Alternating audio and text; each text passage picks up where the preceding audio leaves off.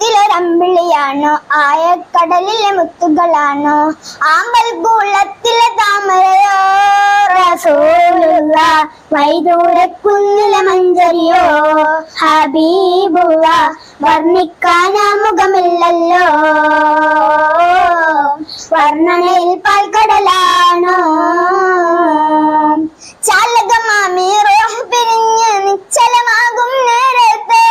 ആറടി മണ്ണ് കിളച്ചു കബറിനുള്ളിലടക്കും നേരത്ത് രക്ഷകനായി വരൂ തങ്ക സിറാജൊളിയേ എൻ കബറിനുള്ളിൽ രക്ഷ തരൂ റഹ്മത്താം തിരുനബിയേ എന്റെ നഫ്സിനെ